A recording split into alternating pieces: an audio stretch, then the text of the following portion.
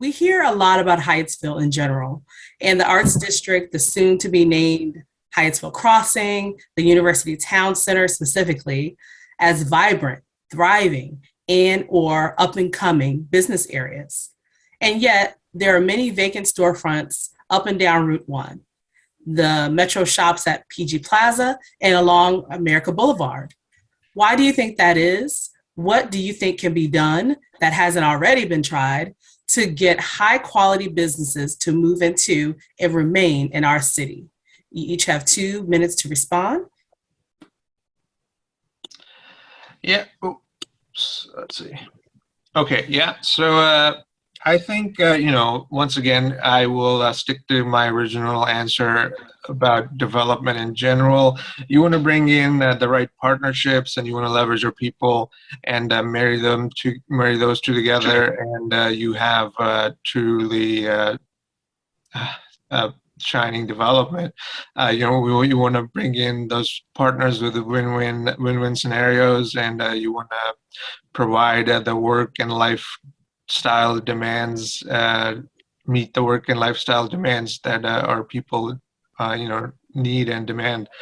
So businesses are gonna trickle in if they see a win-win scenario, and they're gonna hire the qualified people, and then let the free market go from there, keeping in mind our values, and that's how we will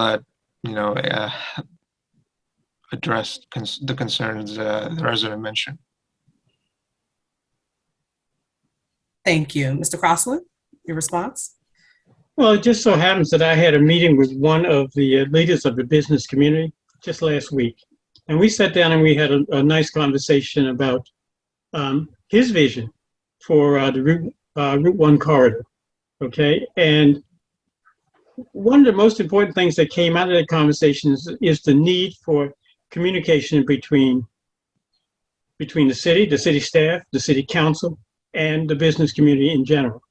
So what I would like to see is a regular meeting between these two so we can discuss that which the business community thinks needs to happen down there, and we can talk about what can be done and what can't be done.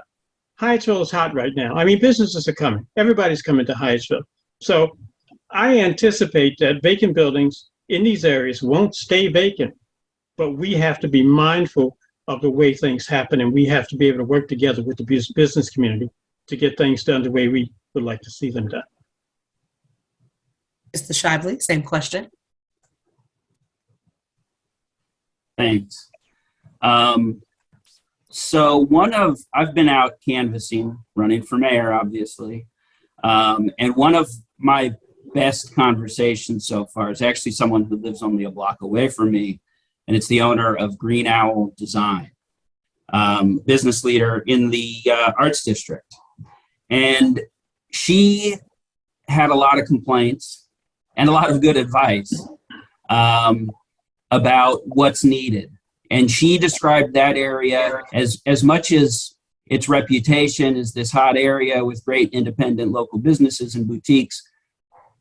What she told me is the area is on life support, and that it needs much higher attention and much greater sensitivity by the city of Hyattsville to what's going on there. She said that there's a tendency for the city to hear about something and to bring in consultants and prepare a study.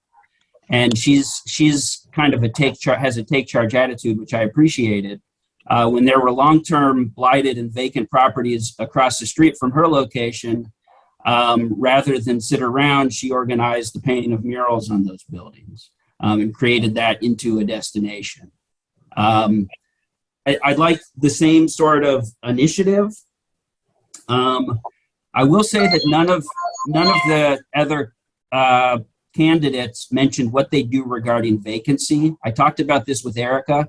I would like to implement a property tax surcharge against long-term vacancy to force the hands of property owners and get these properties back into productive use. Thank you. Thank you. And we're going to stick with this topic of development. Again, we received the— Maria? Oh, yes. Robert has his hand raised. Oh, guys. Yes, Robert, you have 30 seconds to rebut. Thank you. It's not a rebuttal. I just wanted to add, I think that the city needs to also support incubator programs so that small businesses can move into these places and be successful. Thank you.